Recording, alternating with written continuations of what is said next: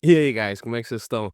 Nas últimas aulas, né, eu mostrei como que a gente podia fazer para adquirir todas as informações, né, antes de iniciar a nossa análise, a nossa perícia em um HD, em um pendrive. Eu mostrei como que a gente fazia para obter todas as informações para a gente fazer o nosso relatório técnico, né, para incluir isso na cadeia de custódia. Eu mostrei como que a gente fazia para preparar o nosso ambiente, né, para coletar essas informações de forma segura, criptografar um disco para armazenar aquilo de forma segura e, claro, como coletar essas informações tanto em ambiente Linux como em ambiente Windows. E que agora eu vou mostrar um exemplo de relatório, né.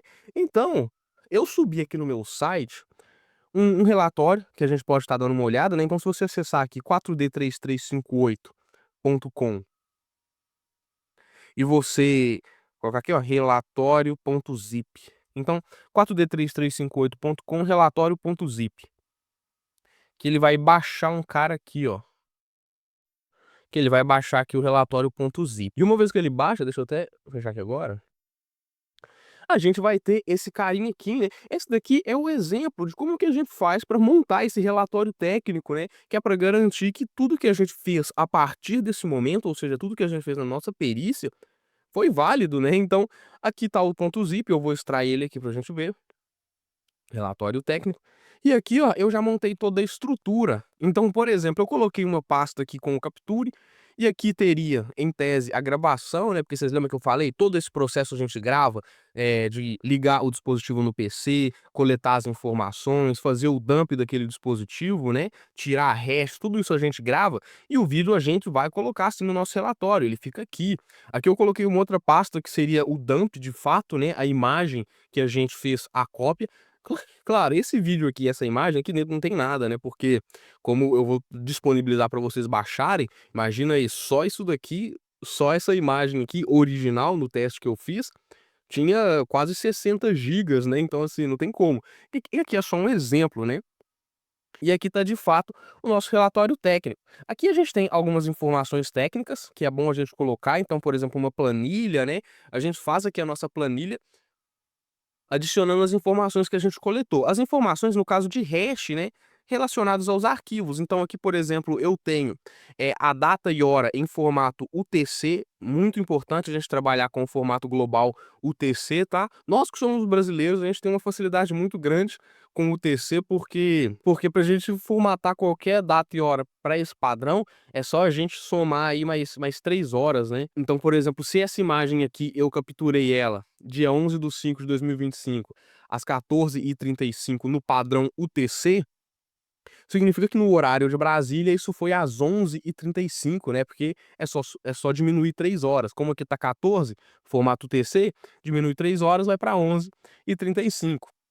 Que tipo de arquivo que é, né? É um raw data, porque é uma cópia exata ali de uma imagem. Qual que é o nome do arquivo, né? Como que tá salvo esse arquivo, o tamanho dele em bytes, o hash dele. Você pode adicionar outros hashes. É interessante você ter 2 ou mais hashes de um arquivo, né?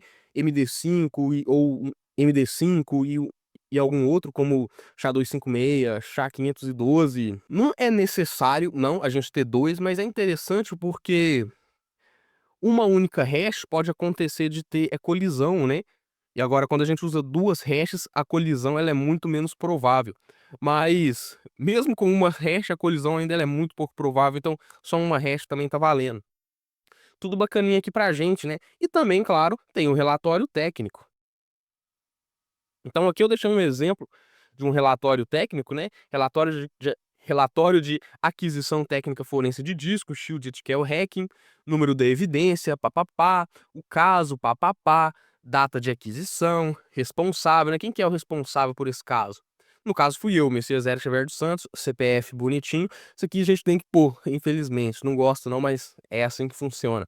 E aqui, ó, uma descrição rápida, né, o objetivo era realizar uma aquisição forense em um pendrive, no meu caso, foi um pendrive, né, removido de uma máquina sob investigação, pá-pá-pá, pi-pi-pi, firulagem, né. Aqui, aquelas informações técnicas, né, que eu mostrei como que a gente fazia para adquirir, equipamento de origem, todas aquelas informações bonitinho. Aí você lembra que eu falei que de conexão, né, você lembra que quando eu falei que quando a gente não usa write blocker, a gente explica. E é aqui, ó, embora não tenha sido utilizado write blocker físico, foram adotadas medidas técnicas no ambiente para evitar qualquer escrita automática ou montagem indesejada do dispositivo. O sistema operacional foi previamente configurado para não montar volumes USBs automaticamente. E todo o processo de configuração e aquisição foi registrado em vídeo, né?